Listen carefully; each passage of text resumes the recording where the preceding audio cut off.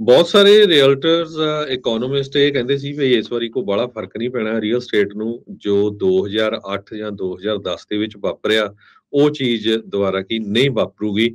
ਹਾਂ ਥੋੜਾ ਬਹੁਤਾ ਪ੍ਰਾਈਸ ਨੂੰ ਫਰਕ ਪੈ ਸਕਦਾ ਹੈ ਪਰ ਇੰਨਾ ਜ਼ਿਆਦਾ ਨਹੀਂ ਪਊਗਾ।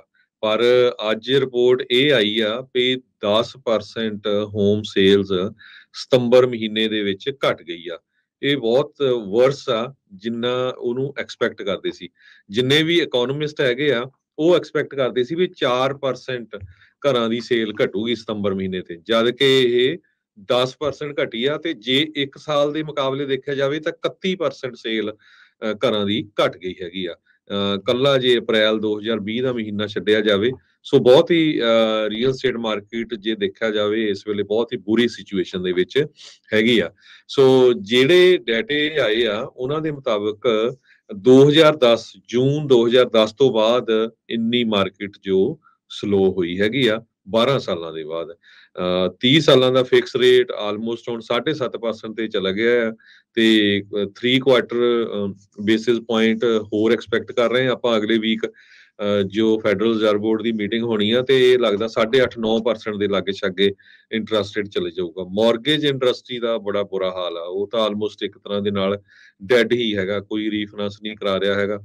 ਤੇ ਇਹ ਕੱਲਾ ਇੱਕ ਪਾਸੇ ਨਹੀਂ, ਓਵਰਆਲ ਸਾਰੇ ਅਮਰੀਕਾ ਦੇ ਵਿੱਚ ਕਹਿੰਦੇ ਜੇ ਰੀਜਨਲੀ ਦੇਖਿਆ ਜਾਵੇ 16.2% month to month north east ਦੇ ਵਿੱਚ ਡਾਊਨ ਹੋਈ ਹੈਗੀ ਆ, 30.1% ਪਿਛਲੇ ਸਾਲ ਦੇ ਮੁਕਾਬਲੇ। ਮਿਡ ਵੈਸਟ ਦੇ ਵਿੱਚ 8.8% ਪਿਛਲੇ ਮਹੀਨੇ, 26.7% ਪਿਛਲੇ ਜੇ ਪੂਰੇ ਸਾਲ ਦੇ ਮੁਕਾਬਲੇ ਦੇਖਿਆ ਜਾਵੇ। ਸਾਊਥ ਦੇ ਵਿੱਚ 8.1% ਰੀਅਲ ਸਟੇਟ ਮਾਰਕੀਟ ਜਿਹੜੀ ਡਾਊਨ ਹੋਈ ਹੈਗੀ ਆ ਘਰਾਂ ਦੀ ਸੇਲ ਤੇ, ਜੋ ਕਿ 1 ਸਾਲ ਦਾ ਜੇ ਦੇਖਿਆ ਜਾਵੇ ਉਹ 30% ਬਣਦਾ। ਆਪਣਾ ਏਰੀਆ ਜੇ ਵੈਸਟ ਵਾਲਾ ਦੇਖ ਲਈਏ, ਮੋਸਟ ਐਕਸਪੈਂਸਿਵ ਰੀਜਨ ਇਹਨੂੰ ਨੇਸ਼ਨ ਦਾ ਕਿਹਾ ਜਾਂਦਾ ਆ, ਪਿਛਲੇ ਮਹੀਨੇ 11.7% ਸੇਲਸ ਡ੍ਰੌਪ ਹੋਈਆਂ ਹੈਗੀਆਂ ਆ ਤੇ 1 ਸਾਲ ਦਾ ਜੇ ਦੇਖਿਆ ਜਾਵੇ 1 ਸਾਲ ਦੇ ਵਿੱਚ 38.7% ਸੇਲਸ ਡਾਊਨ ਹੋਈਆਂ। ਜੀ ਕਾਫੀ ਜ਼ਿਆਦਾ ਓਬਵੀਅਸਲੀ ਇਸ ਦੇ ਉੱਤੇ ਫਰਕ ਜਿਹੜਾ ਉਹ ਪਿਆ ਹੈਗਾ ਆ।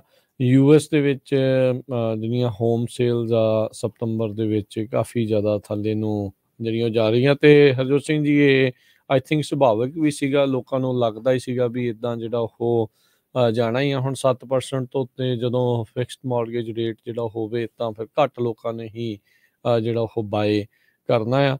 ਅੱਜ ਤੋਂ ਕੁਛ ਮਹੀਨੇ ਪਹਿਲਾਂ ਦੀ ਮੈਨੂੰ ਲੱਗਦਾ ਸਾਲ ਦੇ ਸ਼ੁਰੂ ਦੇ ਵਿੱਚ 3% ਦੇ ਲਾਗੇ ਐਵਰੇਜ ਸੀਗਾ, ਜਦੋਂ ਤੋਂ ਇਹਨਾਂ ਨੇ ਪਹਿਲੀ ਵਾਰੀ ਮਾਰਚ ਦੇ ਵਿੱਚ ਆਈ ਥਿੰਕ ਉਸ ਤੋਂ ਬਾਅਦ ਦੇ ਵਿੱਚ ਅਪ੍ਰੈਲ ਦੇ ਵਿੱਚ ਇਹਨਾਂ ਨੇ ਵਧਾਉਣੇ ਸ਼ੁਰੂ ਕੀਤੇ ਆ।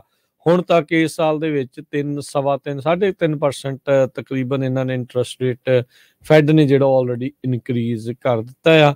ਇਹ ਵੀ ਇਤਿਹਾਸਿਕ ਆ, ਹਿਸਟੋਰਿਕ ਹਾਈ ਜਿਹੜੇ ਆ 1 ਸਾਲ ਦੇ ਵਿੱਚ ਇੰਨੀ ਵਾਰੀ ਇੰਟਰਸਟ ਰੇਟ ਨੂੰ ਵਧਾਉਣ ਵੱਲ ਨੂੰ ਗਏ ਆ। ਅਗਲੇ ਮਹੀਨੇ ਫੇਰ ਫੈਡ ਦੀਆਂ ਜਿਹੜੀ ਮੀਟਿੰਗ ਹੋਣੀ ਆ ਤੇ ਗੱਲ ਇਹੀ ਚਰਚਾ ਤਾਂ ਪਹਿਲਾਂ ਤੋਂ ਹੀ ਚੱਲ ਰਹੀ ਆ ਵੀ ਉਹਦੇ ਵਿੱਚ ਵੀ ਇੱਕ ਵਾਰੀ ਫੇਰ ਮੇਬੀ 0.25% ਤੱਕ ਦਾ ਜਿਹੜਾ ਉਹ ਵਾਧਾ ਆ ਉਹ ਕੀਤਾ ਜਿਹੜਾ ਉਹ ਜਾ ਸਕਦਾ ਹੈਗਾ ਆ।